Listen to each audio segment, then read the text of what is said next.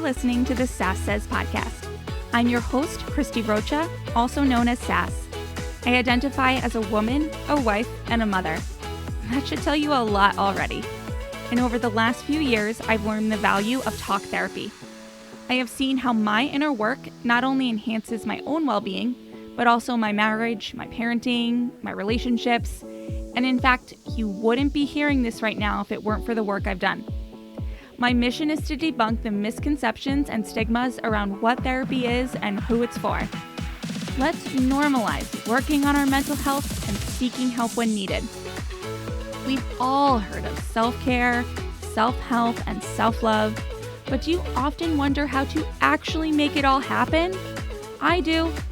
You'll hear strategy-based conversations with professionals, as well as inspiring and validating stories from women who are just like you and me.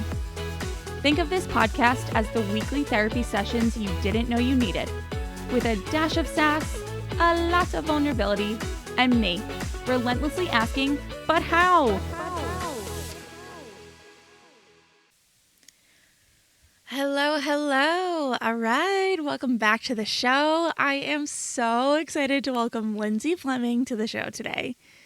Between doing this podcast and just generally being someone who cares about my mental health and the mental health of others, when I log into social media, that's pretty much all I see. My TikTok, Instagram feeds are full of therapists and mental health advice. It's pretty much everywhere, at least for me. But Lindsay Fleming was one of the OG therapists on TikTok that I started following around the start of the pandemic. She specializes in working with children, teens, and young adults, especially centered around ADHD and anxiety. But I know that I always take her advice to heart, even in my own adult life. So today, Lindsay is unpacking her story for me. She's sharing the pros and cons of the therapy revolution on social media and diving into the challenges teens are facing now and what we as parents can do to support them through it. All right, here she is. Hey, Lindsay. So nice to meet you. Thank you for being here with me. Thank you for having me. I'm excited to be here. Yeah, you know how it is. You see someone on social media for so long and then there's like, whoa, you're here. She's Yes, real. it becomes weird when it's usually a one-way conversation and now it's both ways. Yeah, totally. Well, thank you for being here. I usually start by just getting to know a little bit about you and why you decided to become a therapist in the first place. So when I was younger, like many therapists, right, we all have some connection to mental health. I really struggled to kind of fit in. Like I had friends, but there was some bullying going on at school, a lot of mental health history in my family. And I went to a few therapists for myself and I just did not find it helpful. And I was like, there has to be something we can do to help people feel like me. There's no way I'm the only one feeling this. So as I was deciding my career paths, I learned about, obviously asked about and learned about therapy. And I was like, I want to be a therapist. And like many people, you know, when you are perfectionist and you're driven by achievement, I put my blinders on. I was like, I'm going to become a therapist. I'm going to become a therapist. And then I got to grad school and I had this little aha moment like, oh my goodness, am I going to like this? I really hope I like this. And then I got my first client and I was like, yep, this is where I'm meant to be. This is exactly what I want to do with my life. Okay. And going back, can you identify what about your experience in therapy as a kid was not working for you? The therapist, so I saw a couple therapists, and the first therapist, she's very much like these irrational fears I was having. She's like, it's possible it could happen, but it's not probable. And in my little elementary school brain, I was like, I know that, yet I'm scared, you know? Right. So I just didn't find her one approach. She wasn't really switching up her approach, was just not helpful for me. And now as a therapist, I understand what the second therapist was doing, but at the time I just like didn't find it helpful. And I guess too, a lot of us don't know, like you can use your voice in therapy and be like, can we try something else? And I had no idea, and I was such a people pleaser that I was just like, okay, that's helpful.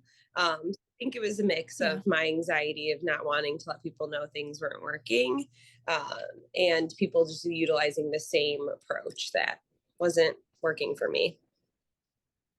Yeah. So you were in therapy, it sounds like for anxiety. Were there other things going on that It brought was you to that? mostly generalized anxiety disorder. I was diagnosed with a learning disability in kindergarten, so that school was always more difficult for me. Um, but we didn't Mm, really touch on that in therapy, which I think we should have probably. And then I diagnosed with right. ADHD while I was in grad school, so that came later, but also filled in a lot of Okay. blanks growing up. Yeah. And now, you know, doing what you do, what would you have done differently if you were your own therapist back in the No day? one's asked me that question. That's a good question. I think I would have taken a lot. I think sometimes in therapy, we're so set on like, okay, here's the problem, here's the solution. And I think I Mhm. would have slowed it down and just understood what it felt like more to be me. And then really utilizing Mm, those exposure therapy is like one of my favorites. So utilizing exposure therapy probably would have been my framework I would have went down. yeah.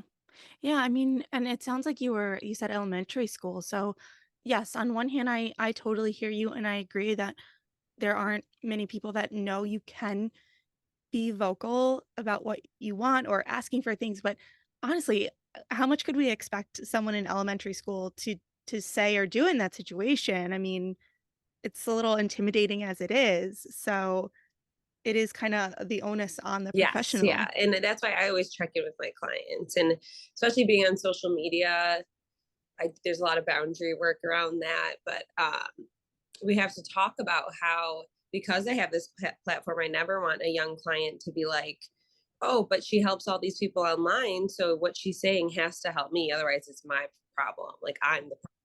Or Taylor Mm, Swift, I'm the problem. It's me. So I try to make sure I check in and say, like, there's a lot of tools in the toolbox.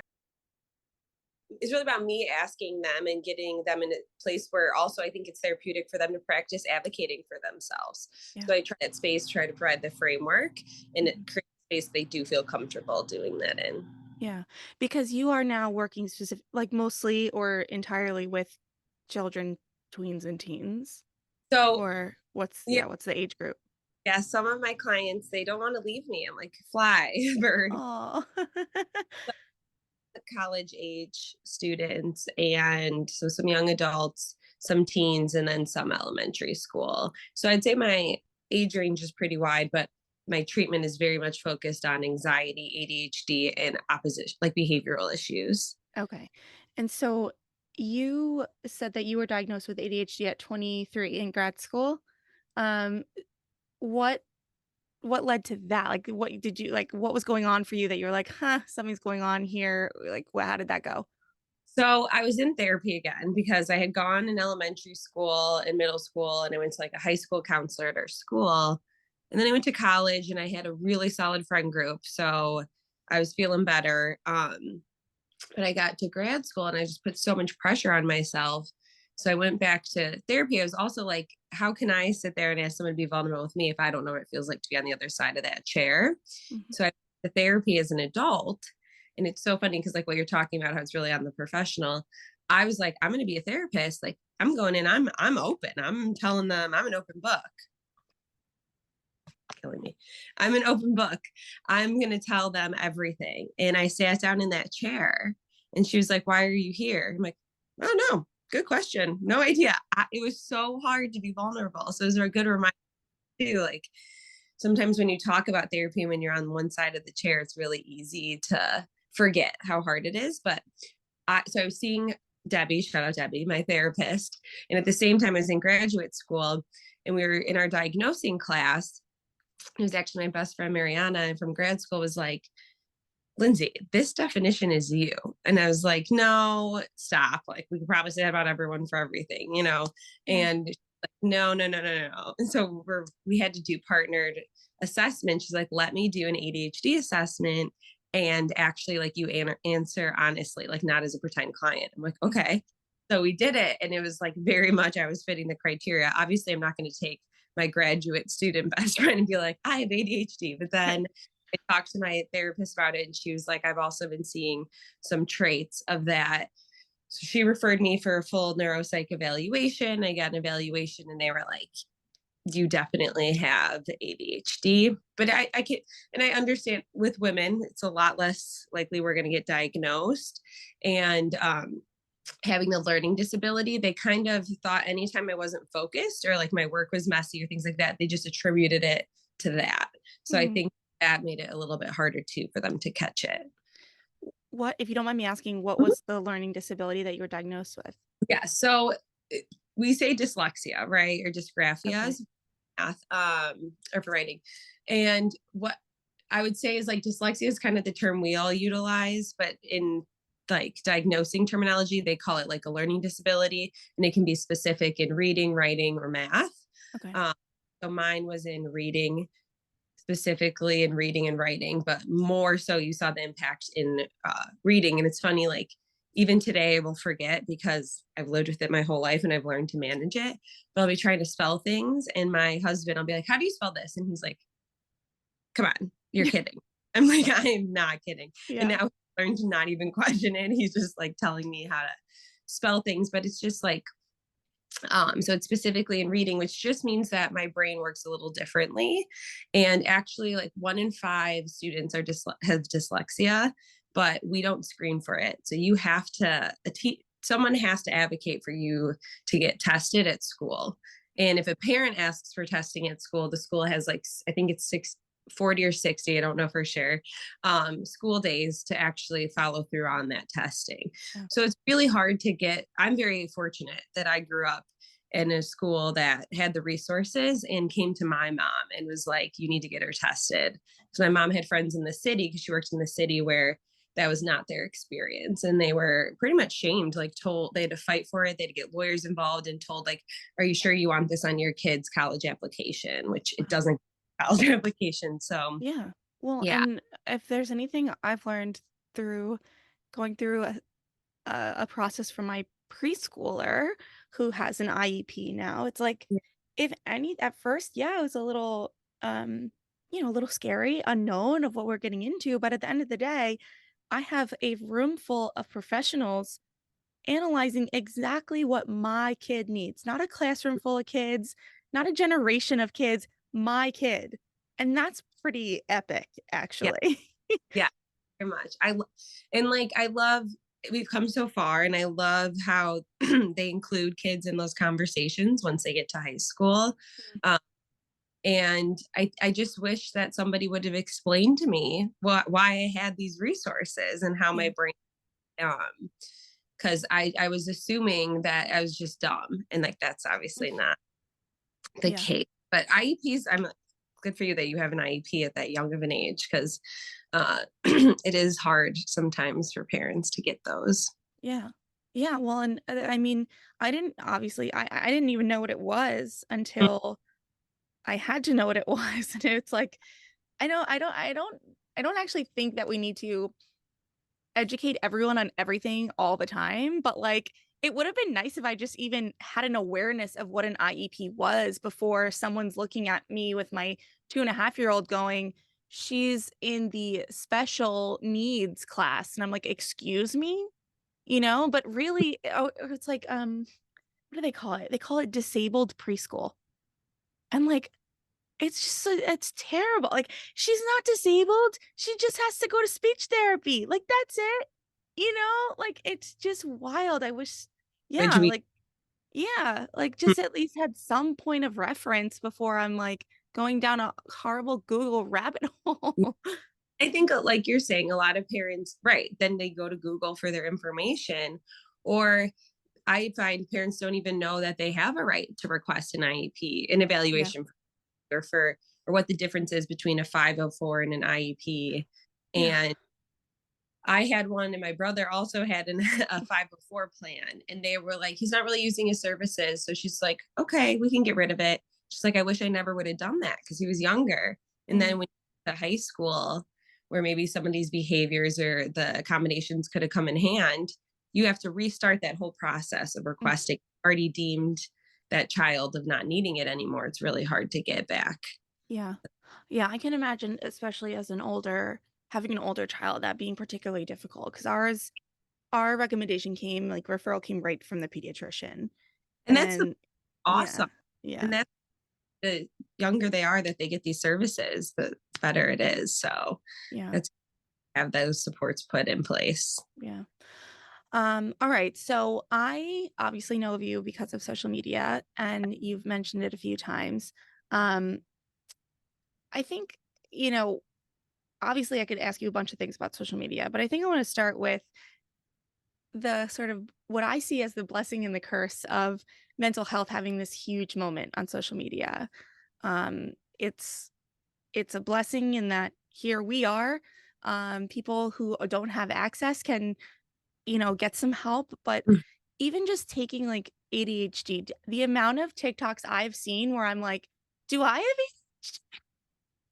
You'll really post about anymore about like these are signs you have. I try not to post those videos actually as much unless Yeah. it's specific of describing like this is something that can help, because I do see that happening where in reality, like I think people don't understand what a diagnosis is. Mm, And and people, like when people come out like that's your childhood trauma, I really struggle with those videos. And there's been even okay, now I'm like getting scattered because I could go this gets me very going. Um, so let me start with this. There's a lot of misinformation on social media, and there's a lot of people in the field who are like, yes, be on social media. And there's also a lot of people in the field who are like, that's not our place to be discussing. My thought process is people are out there talking about it. We might as well have someone who's licensed and knows what they're talking about in the mix. mhm. Um, but there's a huge ADHD creator who posted a video. He has no real credentials that I could find, that I could see. And his video said, you know, ADHD can be inattentive. So that's difficult, like you're distracted by your thoughts. Impulsive and hyperactive is another type, which is very true, where that's more of like body movement, hard for you to sit still. And then the combined type, which means like where you're seeing both. So they changed the word type to presentation. So it's saying that you present just like language, we're always changing language in the mental health field. Right. So he came out with a video saying that you actually have all three of the ADHDs. What your diagnosis is what you have at the time of getting your evaluation, which is incorrect. That is not true. Okay. So then people are in the comments being like, wait, my doctor said I have ADHD inattentive presentation only. And then he's commenting, you should get a new doctor, your therapist, they don't know what you're talking about. And I'm here like, no, you don't know what you're talking about. Wow. So sometimes it's hard, but for me to like not step in and like fact check people. But I've talked to my friends on social media, like that, my therapist friends on social media, and they were like, we've had good discussions. We're like, we're not the gatekeepers of mental health, and all we Right. can do is like, try to put out really good content. If something's really, really like off, like make sure we speak on it and just advocate and share how to know if information is reliable or not. Mhm. But so that's like one piece of thing. There's a lot of misinformation, or like this is stemming from your childhood trauma. And I think some of those videos where it's like very true, it could be. It also could be a variety of other things. So when we say that this is why this is happening, I think we're kind of misleading sometimes. Videos can be misleading. So that's my thing about like misinformation. The other piece about diagnosing is we all experience these behaviors as humans. And a diagnosis is when it's impacting your functioning. And even in diagnoses, there's a range. So to be diagnosed with anxiety disorder, for example, or depression, the symptoms have to be there for 6 months, right? For more days than not, to have an anxiety disorder. So it's like, this isn't a moment of anxiety. This is something, and there's all these criteria you have to meet, that it's been impacting you over time. And I think people don't realize that. Like we all feel anxious at times. We all get distracted at times, especially the way our world is set up. More people are struggling to focus and pay attention. So I see why people are gravitating towards connecting with the things we talk about with ADHD. But in order to have an ADHD diagnosis, this is the way someone's brain developed. This is how ADHD has to be present in childhood. So symptoms have to be there before 12. So there's a lot of stuff that I think people just aren't aware of when it comes to the diagnosing process and how to know if somebody actually meets that criteria. Yeah. Well, I mean, even just right there saying that ADHD has to be present in childhood, like I wouldn't have known that. And now I can full on dismiss any any thought of, do I have ADHD? No, I think I just have like overwhelmed burnout brain. Like I think that's what I have, because there are times where seeing videos that say like this is a sign, this is a sign, this is, it's like this is also a sign of just like being a toddler parent. Like I Yeah, don't know. kind of like your life is busy Yeah. and sign of human behavior. We have so many more things now that are pulling our attention and addictive that people get like people fall into procrastination because it's so much easier to pull up your phone. Before it'd be like you can Yeah. play Snake on your phone and that's the distraction, right? I could send like 15 texts a week and that was like what all I was allowed on my phone plan. So it's like before we didn't have ways to distract ourselves as easily. Now it's like our phone lights up and it's so easy to do that. And then it's like, wow, I really struggle to focus. I must have ADHD. When it's like it might be our habits and how culturally we've shifted of how we communicate and operate. Yeah. Yeah. Yeah. And the phrase that's coming to mind, a lot of the videos are like, oh, this is a trauma response. It's like I I mean, apparently a lot of the things I do are a trauma response. And it's like it starts to mess with you a little. And I think because of what I do, right? I interview therapists and coaches and mental health experts, that is mainly what my entire pick any social media platform, that's who is on my pages, whether it's Yeah. intentional or because the algorithm is like, oh, here's this. And so it's like every time I open an app, it's like, here's my next trauma response. Here's my next like Yeah. diagnosis. It's like a little much. I have to, Yeah. yeah. Trauma, we can all experience traumatic events, and that doesn't even necessarily mean we have trauma. So it's like, again, I think there's just such a misunderstanding. Yeah. And when we refer to everything as trauma, we start to, the people who have really struggled, it starts to like kind of lose the, like, at least from what my clients have told me, the impact. So I can speak of like what people have shared with me of the impact they feel like it's had of everything being called trauma. Mhm. They feel a little invalidating then when you do have a traumatic experience of how to know how to label that. Yeah. So I like knowledge is power. I wish that people could get this information in a way that's more vetted and structured. Mhm. Uh, so that's why I don't know if you watched the Selena Gomez documentary, I but did. Yeah. I loved that she talked about really, and this is what most mental health professionals feel too. It's not new to the field, but love that she's advocating for it because she's such a person of um, that has those connections and power to really voice this of having a class about emotional health Yeah. and really like teaching people. And that I think too helps us catch behaviors so much younger if people can understand how to verbalize what they're feeling. But we are in a crisis, a mental health pandemic crisis, whatever you want to phrase it as.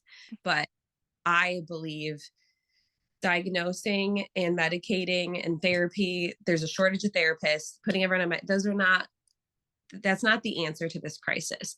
On the spectrum of mental health needs, are there people who absolutely need medication? Yes, I'm one of those people, like changed my life, and need those diagnoses. Yes. But on the scale too, it's like there's a lot of environmental things and other things that we could be teaching and doing that people wouldn't need to be on that other side of the spectrum.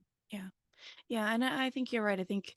Um, I think that it really needs to start younger because, you know, I don't know. I just speaking from my own experience, just having had a pretty like solid life, like nothing that would be, I think, generally considered like a big T kind of trauma. Mm-hmm.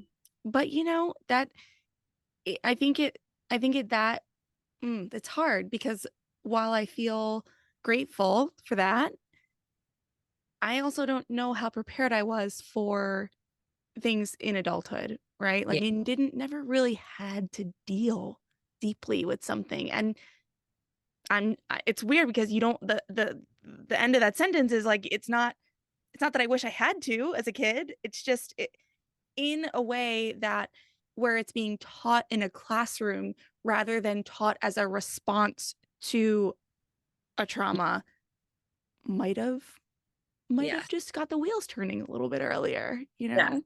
Yeah. All about promotion and prevention work, right? We work in a system that is so much about reaction and that relies on the Yes. individual to reach out and find help. And how do we haven't even taught people how to identify when they need help? So how can they do that? I think about like just like what you're saying, people who might not need mental health support, but the stuff I'm teaching in sessions, sometimes I'm like, this is general. Like I could Yeah. teach this to everyone and they can benefit from it. But I think it gives us the language and the practice to understand like it's okay and to hear other people's lived experiences of like, oh, wow, people struggle and it's okay if I have to ask for help. And giving us that language helps when we're later in our life and we're noticing how you're feeling and you can remember those skill sets that you were taught and know when and how to ask for help. Yeah. Yeah. I think that this, word that was coming to mind as you're talking is just, you can teach mindfulness at any age. You can teach even self-care at any age, right? Yes. Like a 3-year-old can figure out like, hey, self-care right now would be to like sit down and journal Yes. for a minute. You know what I mean? Like a Ex- 3-year-old can understand that. Yeah. Yeah. Yeah. And so the other piece of this is like only 1% of research that is done in the psychological field makes it to the public. So Mm. it's like we have all this research, we know what people need. And one prime example of this is we know anxiety rates skyrocket for girls in middle school. Mhm. We know that depression rates start to go up for boys freshman year of high school. So if we know what's happening when, and we can pretty much we have theories on the why, how come we aren't going in and helping that? And even if someone comes to my office for insurance to pay for their session, they have to have a diagnosis. Wow. Yeah. Have to be suffering enough for me to diagnose you with something for insurance companies to pay for your therapy. Wow. Wouldn't you? And even let's go from a money aspect of insurance companies. Wouldn't it make more sense for someone to come in for me for a few sessions when they don't have a diagnosis than wait for them to be struggling where they're not going to school, refusing to do these things? Now they're going to be in therapy a lot longer. They're suffering way more and you're paying for that too. So it's like, to me, it does not make sense on why we have to wait for someone to truly be struggling to the point that they meet criteria for a diagnosis to get help. Patriarchy. Exactly. I mean, capitalism. It's Yeah, just all those finance. big Yeah. horrible words that mean a lot of things, but Yeah. it's not Not people our treatment. not people first, right? Our system is not actually designed to best benefit Yes. The people. the people. It's not. And that's a whole other podcast, Yeah. but Yeah. yeah, Because if you have the money, you can pay out of pocket for therapy, but right. families don't. So Right. Right. Okay. So let's do that a little bit. The anxiety with middle yeah. school girls. I know you work a lot with this age group of girls. You are I saw you do a cheerleading coach. Like you just are yeah, it's all about like I feel like you're like the middle school girl whisperer and I I would love what's that? I love middle school girls. I feel like nobody else but me can say that. Yeah. Okay. So what talk to me a little bit about maybe go one way or the other, go both ways. What's the anxiety piece for these girls? And if you wouldn't mind, like just taking what you just said, like I feel like I'm the only one who likes middle school girls. It's like, what are we missing about middle school girls? What are we not getting about them? Oh my gosh, they're the best. So this is what I can say. When I first got home from college, from undergrad, and I had a summer to go to before I went to grad school. Of course, I'm like, I got to find a million things to sign up for and then overwhelm myself because I overextended myself. So Naturally.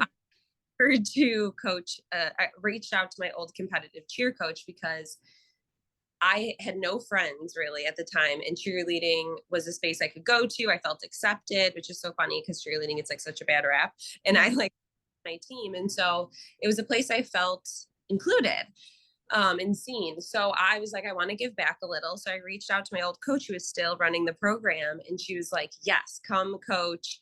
How long do I have you for? I'm like, I'm actually living at home while I go to grad school. She's like, perfect. I'm going to give you an entire team. I'm like, I've never coached before, but of course I'm like, sure. So I had a team of fifth graders. I think we started with fifth, maybe sixth graders. And they followed me through. And their last year, it was my last year coaching. Oh. But so they're middle schoolers, and they just had no confidence. And I make them all sit in a circle and stand up and say something they're proud of. And it was like pulling teeth. So I decided to create a leadership workshop, and I really got to hear their experience of what it's like to be a middle school girl these days. And they shared with me like anxieties around achievement, anxieties around peers, the idea like that they can't miss one thing, because if I miss that one thing that everybody's going to, then they're going to make plans for something else, and I'm not going to be included in that. And if I'm not included in that, then I'm going to lose all my friends. And I'm like, oh my goodness, I would hope if you're not go to one thing, your friends are going to drop you. So there's a lot of friend groups. There's a lot of differences in maturity levels. There's a lot of differences in interests. Now some people are getting into like romantic feelings, others aren't there yet. So start to see just differing and changing of friendships.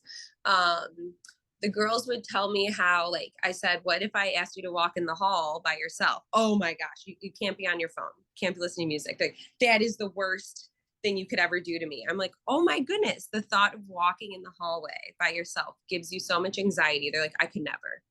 I figured out that they don't realize how much they're on their phones. And when I approached it from, I'm going to buy all of you guys Starbucks if you're going to make your own social media goals. I'm going to buy you all Starbucks if you reach them. So we wrote all of our goals on my whiteboard, and their reactions were so funny. And I was laughing with them. I wasn't like lecturing them. I was just in there with them. And I'm like, I don't even want to show you guys my time. And one of the girls is laughing. At the time, I did not have TikTok. And she saw how much she used TikTok. She deleted the entire app for the week. So it's like, if you can meet them where they're at and they can trust you and they feel comfortable, we had so much fun. And one of the girls said to me one day, she's like, Lindsay, it's so funny. Like, you act like a kid with us. And I was like, do I though? Because I feel like I don't. And she said this after we were walking to Starbucks, and I let them like walk a half a block ahead of me. And she's like, yeah, you didn't yell at us to make sure we wait at the corner. I'm like, well, you're middle schoolers. I hope you would know to wait at the corner. Adults are so anxious, and they're like always redirecting middle schoolers. And so I was like, I don't think it's that I'm a kid. I was like, I feel like it's because I treat you guys like I give them a lot of control. And she was like, you're right. And what the workshop was the first 45 minutes, we talked about the topics they wanted to talk about. And the second 45 minutes, I had them create their own philanthropy project. So I was like, this is you guys.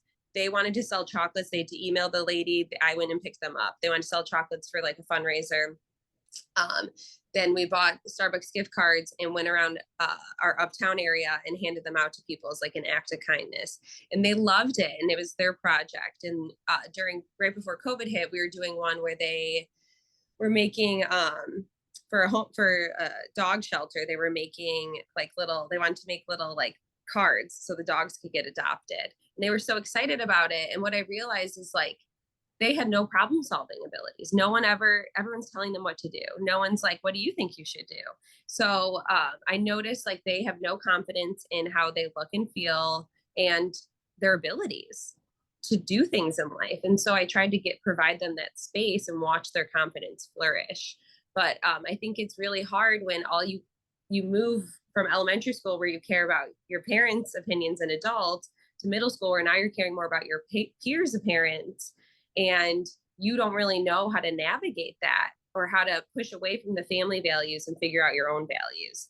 And so I really tried to provide them the space to talk about it within each other. And that's actually when they had said, when they meet their social media goal, they're like, we don't want you to buy a Starbucks. We want you to download TikTok. And I said, absolutely not.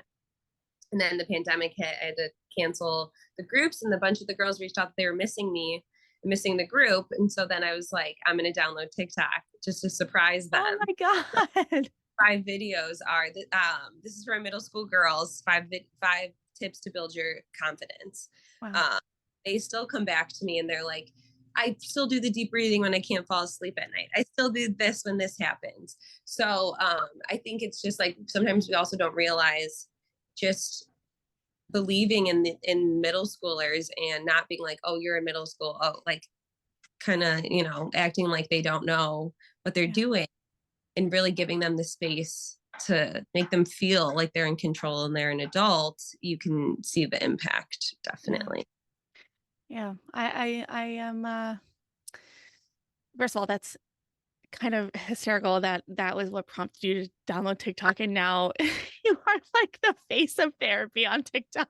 And they are so funny. Like they were reaching out to me when I first started blowing up. They're like, "You're blowing up," and like, and then I think one of the girls, I said something like, I think, you go through these dull periods where I wasn't getting as many views, and I was talking to one of the girls and I was like, yeah, I don't know if it's like, maybe I need to switch up what I'm talking about. Like maybe it's not resonating like with people. And she's like, Lindsay, stop. Like this. And I'm like laughing because I'm like, these are the skills I taught you. Now you're throwing back in my face. She's like, even if you help one person, how crazy is that? I'm like, okay. And I like use a lot of sarcasm and humor with them. I'm like, oh, okay. Yeah. Because you feel like when you post and they're like, okay, fine. So then we had a good discussion though about how we can get caught up in like likes and comments, and me being vulnerable with them and sharing and being a human, I think help them also be able to share and be vulnerable. But yeah, that it is interesting to like start to peek into their world a little bit. Yeah.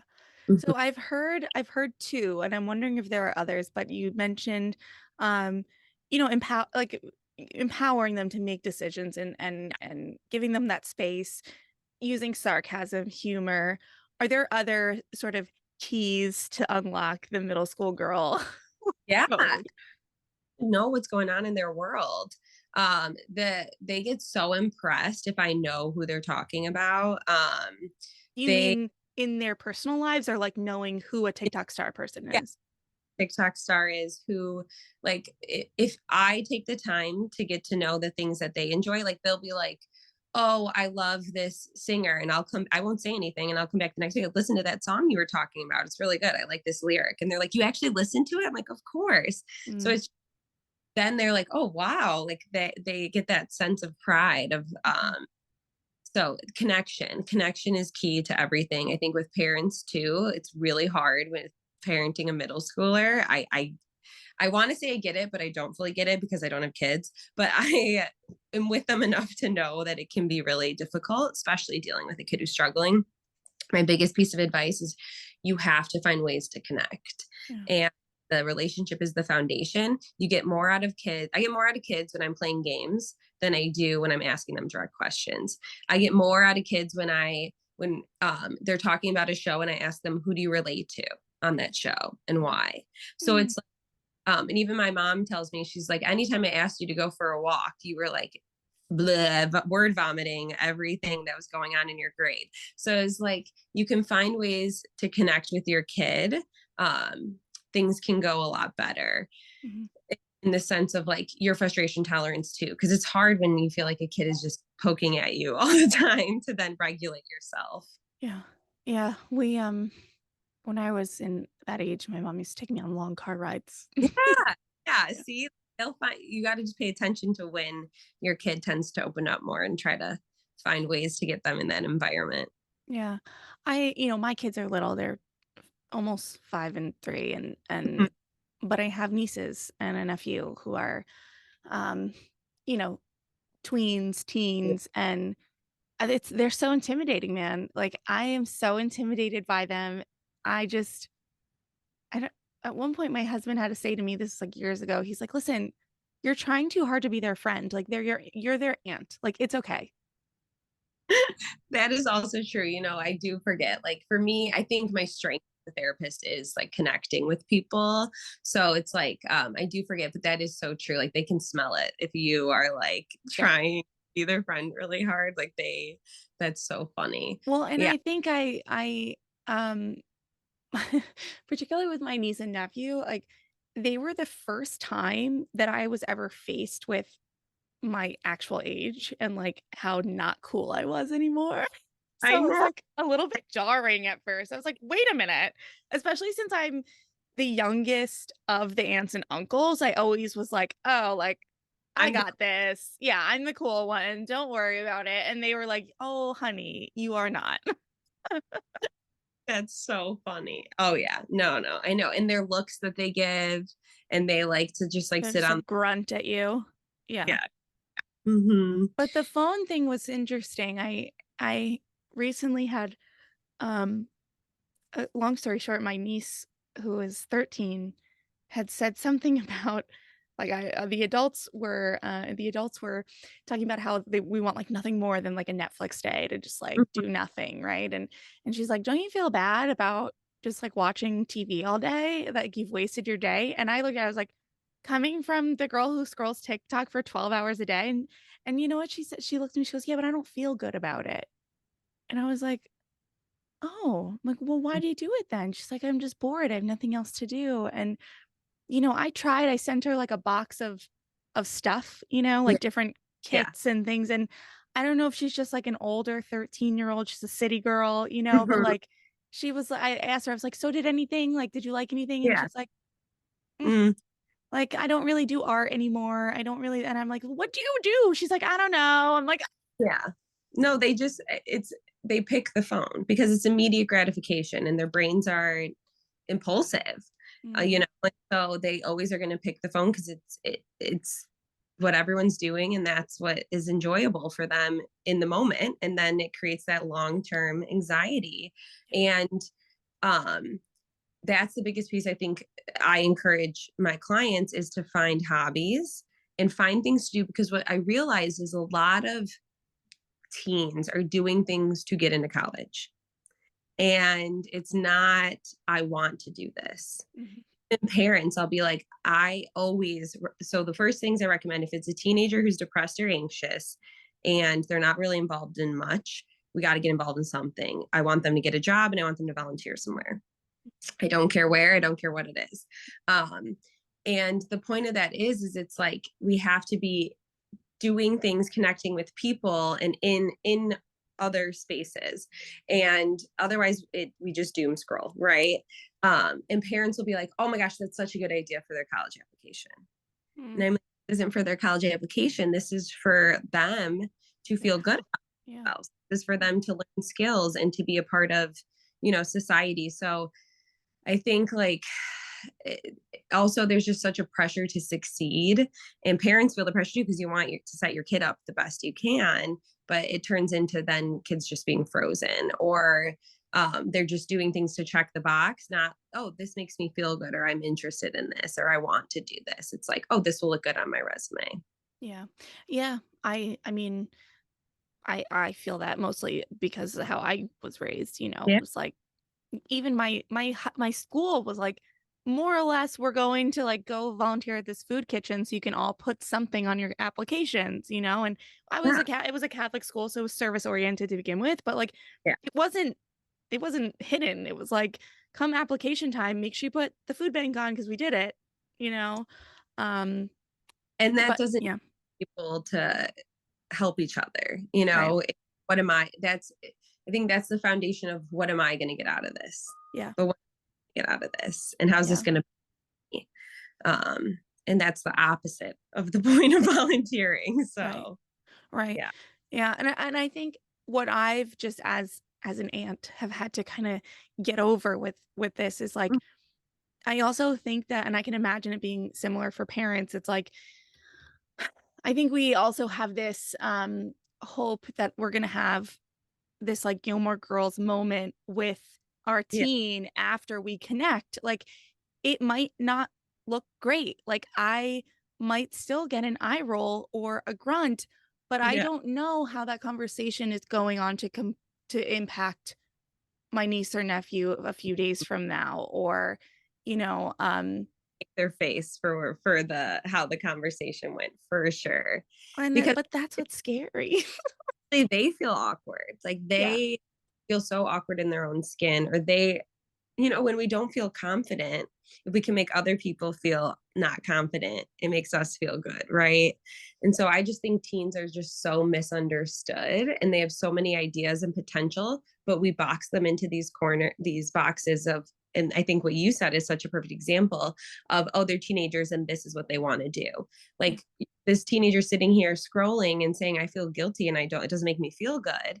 It's like, we don't realize that they have these thoughts and that they don't want to feel like that. It's like, oh, they're choosing to do that. Yeah. Like, no, we set up a world where that's what they do.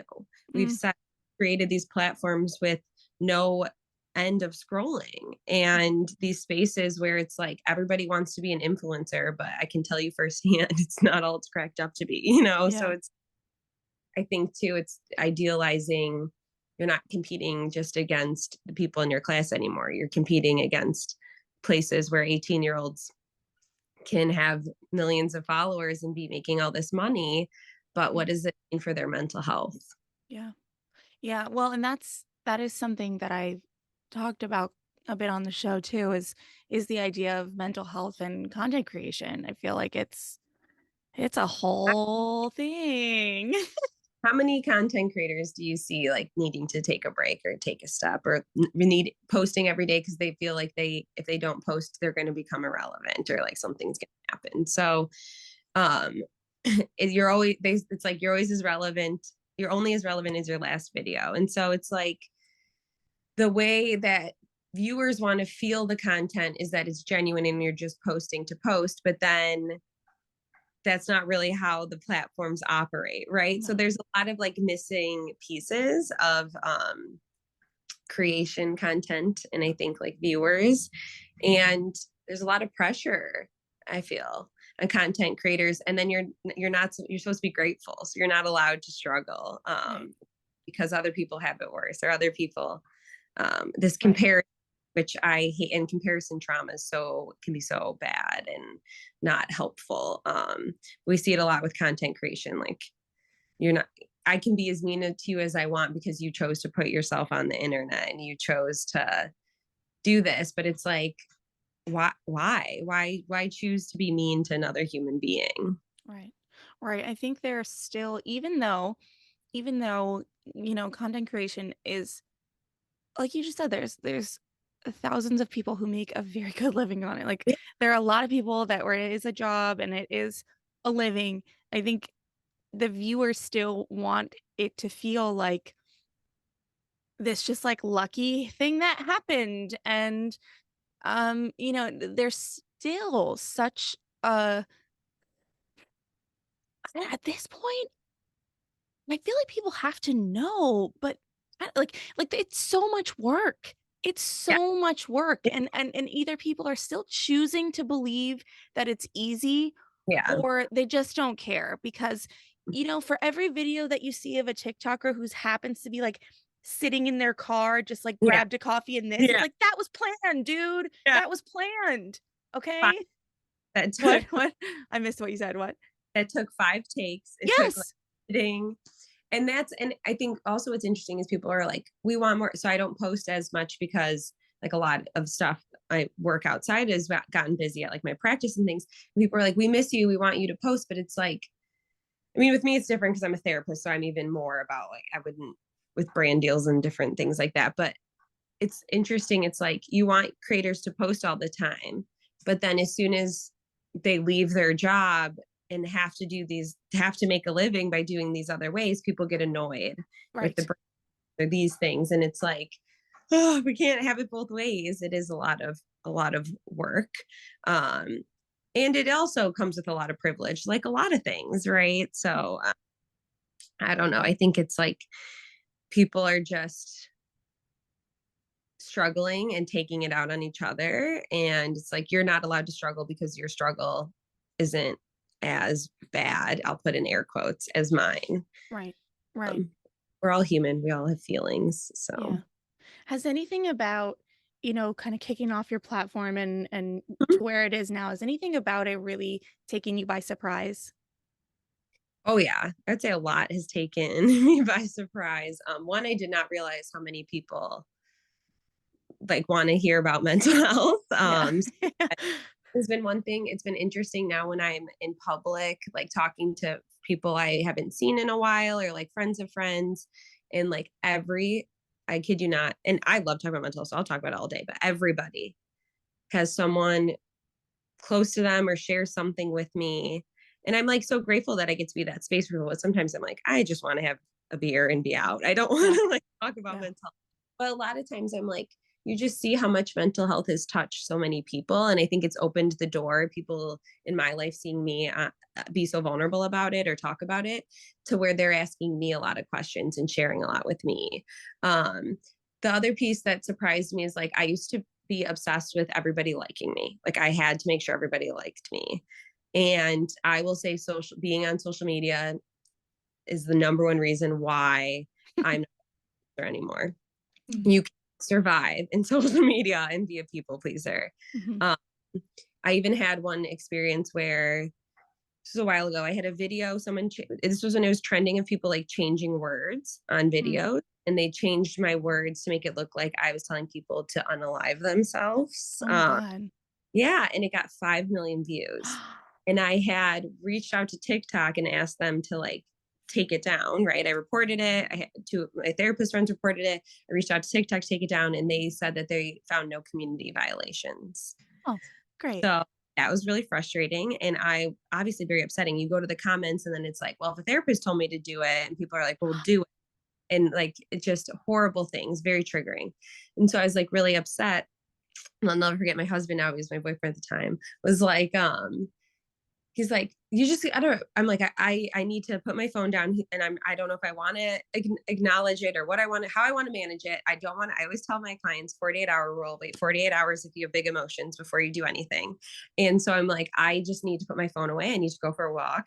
I need to watch The Office. I need to, like play cards. Like I just need to do these things that help me feel better. And Danny was like, it's fine. Just like, why are you so like, you just need to like stop, and you need to just practice what you preach and not care what people think. And I'm like, no, I am practicing what I preach. I need to feel my feelings and take a space from it, decide what I want to do in a clear head, and then do that. And he was like, oh, I'm like, I have to, you can't just push it away. Come on, honey. Oh, I know. You hear me talk about this all the time. Like, come on. So, that's what I did. I just like took a break for like 2 days, and then the same kind of thing happened to someone else. So I just came out and was like, hey guys, let's be thoughtful about what we're posting. But yeah, so I think it's forced me out of my comfort zone in a lot of different ways, for sure. Yeah, well, and there's no guidebook, right? There's no employee handbook for being a TikTok star or an influencer or just a content creator. There's no set way to do things. And I think part of that is because the line does get so blurred between, business and personal. It's like you go to work, it's very clear where the line is. When work is in your bedroom or in your home office, or, sharing your quote unquote, right? Like, I was going to say, sharing your quote unquote spontaneous trip to the grocery store. It's like, exactly. It's been out for a week. Yeah. Yeah. Just curious, sharing that, you having this platform has sort of opened the door to having people, friends of friends and this and that, approach you. Have you also encountered the opposite, where you have people that know you or know you through others and have been like, ugh? Yeah. Like, yeah. I remember, I'll never forget, I walked in to like my cousin's birthday party. I think it was like the most random thing. And I walk in, and like someone I knew from high school was like, well, just so you know, I would never send my kids to therapy. I'm like, okay, great. I feel bad for your kids. Like, that's all I said. All right. Literally never told you should. Like, you don't even have kids. So it's just like, God. Yeah. Like, so it's just, sometimes you get those things. I get a lot of like, it's interesting. Like during the pandemic, I would get sometimes some dads who would come up to, who knew me from cheerleader, different things, being like, you should really delete TikTok. Like, it's not good for people. I'm like, yeah, okay. Thank you for the feedback. Like, right. So you just get a lot of like unsolicited opinions. Yeah, like, I'm an adult. Thank you. Yeah. I just smile. I'm like, okay, sounds good. Yeah. But for a lot of like, that's easy, or you got on at the right time. Like, so there's just been like also some of those like digs of like, um, like you were talking about, like, it's not a lot of work. Yeah. Oh, how easy that you get to just make a video all day. And I'm like, oh, only if you saw like my pages of notes, making sure it's research based, and like Yeah. thinking through how is it going to come across and impact people. So, Yeah. but you're going to get that with everything you do. So Yeah. Yeah. All right. Well, just in the last few minutes here, yeah, I would love for you if you could, me as an adult, I'm curious about your experience in relationship with social media, but I think if there's anything more to say about teens and social media and yeah, advice or thoughts, like I would love for you to take a few minutes with that, because I think it's terrifying for parents and it's overwhelming for kids, and there's like it's like, what do you do? yeah. We have to understand that social interactions have moved for teens. A lot of it has moved online. And so it's really hard because it's not like, but before, where you could see them interacting at school, you could overhear what they're saying. So I always encourage parents to be on social media, know who your teens are following, know if their account, make sure that their account is private. Um, Talk to them about like what is appropriate. I've had a lot of teens who are scared to ask their parents about stuff they saw on social media because they're scared their parents going to take the social media away. And so my point of thought process on this too is, I've parents all the time who come into my office and they get stuck in this cycle where they give their kid their phone on social media, then their kids' grades, they're not turning their homework or whatever they're doing, they take the phone away. The kids' grades do better. They give the phone back. They come down again. And we blame the teen, which of course they have control over their behavior. At the same time, it's like we need to teach them the skills to be able to not utilize that phone, because once they're an adult, and we know as adults, I struggle with my phone usage. Yeah. So a teen who they're constantly posting, not like us where you see your friends post every once in a while, constantly posting, constantly getting notifications, and that social pressure to have to be always on their phone. We have to teach them like phone hygiene, like sleep hygiene, how we take care of our body hygiene. Don't eat ice cream all day, every day. You're going to get sick. Same thing with phone usage. We have to teach them how to regulate their usage and how to recognize when they've been scrolling too long or when to take these breaks, because that's a lot more powerful than us just taking the phone away.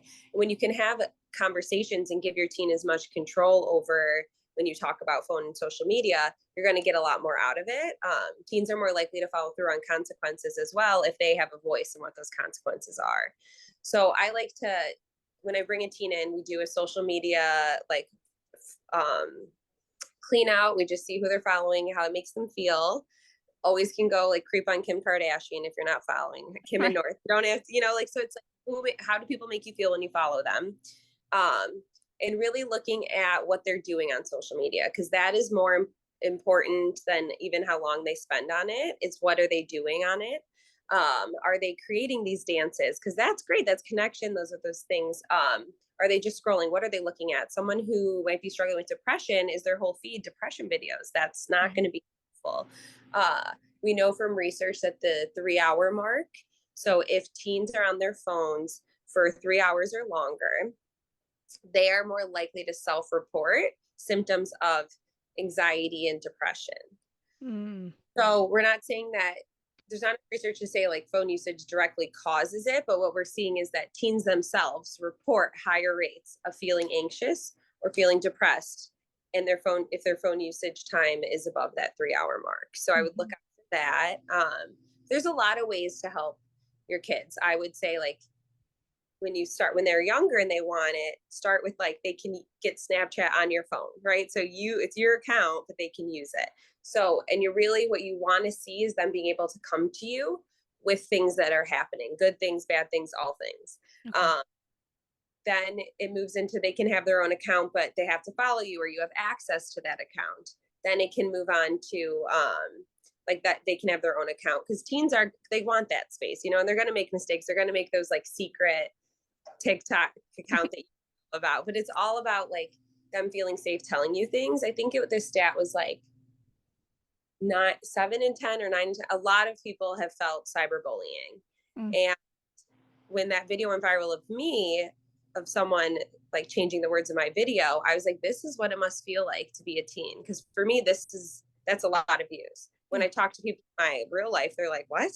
I Right. don't even have TikTok. So they don't even know. But to me, it felt like everybody saw it. Right. And so for high schoolers or middle schoolers, when people are bullying them or like making fun of them on social media, or something happens where they share something, to them it's their whole world. And I see a lot. I would definitely say if your kids on Snapchat, making sure that they friend you on Snapchat, because that's where I see like my middle schoolers impulsively posting photos of themselves crying, or like saying things, and then it's like that seeking reassurance or validation of like, I'm having a hard time. They want their friends to swipe up and be like, are you okay? Are you okay? So we have to like understand, how are they using social media, and how can we teach them, like, if you're struggling, you can ask your friends to FaceTime you instead of like posting this photo. But lots of curiosity, lots of questions. I think as parents, oftentimes people are quick to problem solve for their kid, right? You want to like fix any problem they face, because we're natural problem solvers. When you have a kid, you're doing a million things all day. So by trying to force them to learn how to problem solve, you're just going to teach them a lot more skills. So I would say, what do you think about that? If they're telling you a story about their friend who did something inappropriate and you're dying to say like, don't do that, and this is why that's wrong, instead being like, what do you think about that? And why do you think that could be an issue? You're going to get a lot more out of them, and you're going to help them build a lot more skills. Yeah. Yeah. And thank you for that, because it's Yeah. the main thing I was aside from the actual context of what you're talking about, like what just kept coming to me is how different like social media and phone use, it's like its own animal. There aren't many things in your kid's life that you're going to be able to treat the same way. Like Yeah. for me, I always, I'm always, I don't know, I'm on like a whole thing with food and body and this and that. And like, so there is part of me that was trying to equate it to that, in the sense of, hey, a cookie is a pear is a grape. Like if we don't gatekeep the cookies, there's nothing special about them anymore. Yeah, But it's exactly. not quite the same with the No. phones and social, because of safety, because Yeah. of age appropriateness, Yeah. because of really just You not had great things that can happen. control. Yeah. Yes, right. Control Like, their accounts. yeah, Yeah. yeah, you Yeah. don't have control of what they're seeing. Exactly. Whereas, Mhm. like, I can control what's in my pantry. Right. Even And if I give them unlimited access to what's in the pantry, it's you know only going to go as far as the pantry. Right. Yeah. you know cookies are gone. So it's a lot harder when it's a space that you're not in. Yeah. Yeah. Um, I think social media can be a great place, and the more you can be, like the more your kid is sending you videos and trends, and you're connecting on that, the better. But Yeah. it is really hard. And every kid has different needs, so I know. there's no like blanket, this is what to do, which Yeah. I think is even harder. Yeah. uh, but I know it's, and the other piece I would say is like parents together. Like if you're everyone, being able to share with each other is really important too, or like understanding the boundaries everyone sets. Because if Sally is telling her mom, oh, this happened to Jack, and then Sally's mom can let Jack know, that's going to be really helpful, Hmm. of like circle of trust, to be able to like have those eyes on accounts, because you can't do it by yourself. Yeah. No, I mean, I can't do it now as an adult I with know. my like one account. You know what I mean? Exactly. So, and Yeah. the same TV, like before we'd watch Disney Channel, that was it. And now it's Right. like kids watch Netflix, a show gets recommended to them, they don't know that it's maybe Yeah. not age appropriate. So Yeah. there's a lot more to filter Yeah. nowadays for your kids than there used to be. Yeah. Totally. Totally. Okay. All right. Well, Lindsay, is there anything either about ADHD or your experience or social media, anything that is sort of lingering on your mind that you want to make sure to leave people with today before we wrap up? I would say my last piece of advice, or like thing I would want to say, is to like invest in your mental health. I think a lot of people will listen to podcasts, they'll watch TikTok videos, and like we were just saying, like that's great to get kind of that interest in there, get a little baseline learning. But I get so many people who come in and they're like, oh, you could be helping people who have it way worse than me, or oh, I don't even know why I'm here. And it's like, that's okay. The Yeah. sooner we can all learn from building skills. So you are worth investing in your mental health. Boom. Well, thank you so much for being here. I appreciate you. Thank you for having me. This was a good conversation.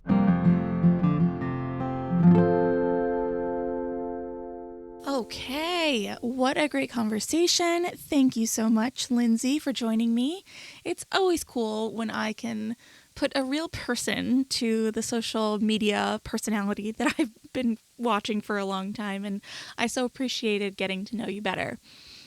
There is so much to talk about from this conversation, and I think the first thing I want to talk about is how surprised I was to learn that as a child working with a therapist, Lindsay didn't have a great experience. And I think the point that I want to emphasize out of that is that, not everybody knows that you can be vocal about therapy, vocal in therapy about your needs, about your preferences. Therapy is a relationship, and it is important to be your own advocate. But when we're talking about our kids, teens, we can't always expect them to know how to do that or know that it's okay to do that unless we tell them that it's okay and we teach them how. I think it also is important to say that, again, therapy is a relationship. Not every therapist is the right fit for every person. It isn't just about showing up and saying the things. Everybody actually needs to feel comfortable, and there has to be trust. And I can't imagine how hard it would be as a child to be in that kind of dynamic and not feel safe and secure in the relationship. It's definitely something to think about if and when my kids want to go to therapy. I want to be mindful of how I can teach them to be their own advocate, or if they're still pretty young, just being mindful that I need to advocate for them. How can I make sure that this relationship is positive for them? It's a lot to think about. And I think ultimately it comes down to open, honest conversation around mental health in general. The more we normalize it, the better we can approach these conversations. And once again, as we often talk about on this show, the double-edged sword that is social media. Particularly when you combine social media with the conversation around mental health. I am obviously so happy that mental health is becoming more normalized to talk about on there. I am sitting here creating content that many of you very well might have found because of social media. And I discuss mental health all the time as a layperson who just believes in how important it is. But I do take that responsibility seriously. And I have seen how much misinformation is out there at times. And, like I said on the show, I've found myself wondering, like, do I have ADHD? Or am I just exhausted and like mom brain? Or am I overwhelmed, or is this some sort of trauma response? You can very easily start to self-diagnose and see yourself in everything that you're viewing on social media. So it's absolutely critical to understand your own mental health. It's equally critical to not jump to every conclusion under the sun because a viral video said something or other. It's equally important, there's so many important things, to know who you're following on social media and whether or not they are credible. And that's why I try to talk to as many experts as possible. It's also why I would never try to present myself as an expert. I'm just here, Christy, showing up and trying to help other women and moms do the same thing. Okay, and I can't end this conversation without talking about our middle school girls and really just taking a moment to note what a vulnerable time that is. In some ways, I still feel like a kid. In other ways, I am so disconnected from my middle school days, it's hard to even remember. But I think I particularly have a special interest in middle school girls because although I can't remember all the details, it was a very traumatic time for me. I was bullied a lot, and it left a lot of scars. I blocked a lot out, and so whenever the topic of middle school girls comes up, I'm always super interested because I think I'm wondering if it's going to spark some memory for me or heal some wound in me that I maybe don't even remember I have. But the point of this is that, that was that was traumatic for me. And, we had, our form of communication was passing notes under lockers and, waiting until you got home to log on to AIM and LOL to see if your initials were still on a girl's profile. And then, you know what? You had to walk away from it. As in your face, I'll say mine, as in my face as it always felt, whether I was at home or at school,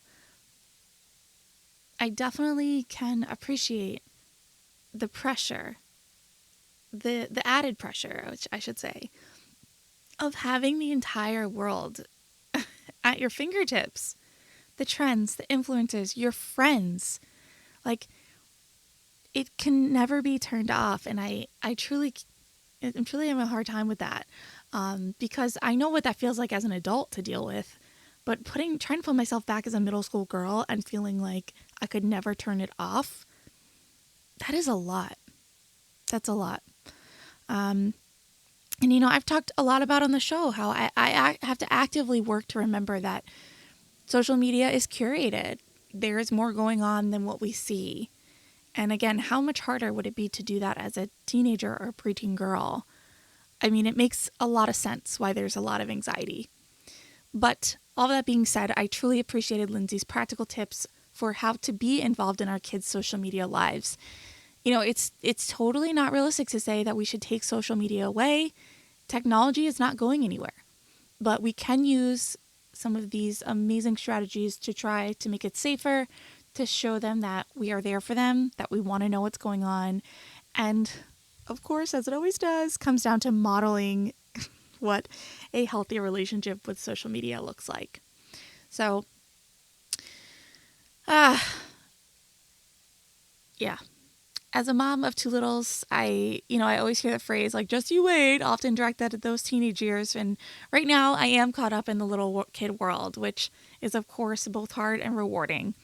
It's sometimes hard to think beyond that now and imagine what it's going to be like when they are facing potential cyberbullying and scary stuff online. And I just really wish I could protect them from it all. But I hope that both of my children always know that they are safe to come to me no matter what they encounter online as the time comes. And every conversation I have with someone like Lindsay is just hopefully in my mind one step closer to that being a reality. So thank you so much again, Lindsay. Thank you for listening, and I'll catch you next time. Bye. Thank you so much for tuning in today. Sass Says is a production of Luann Nigara, Inc. This podcast is meant to be educational and not meant to replace professional therapy or professional medical attention. To learn more about today's show and what's new in my world, head over to sasssays.com. Thanks so much. Talk later.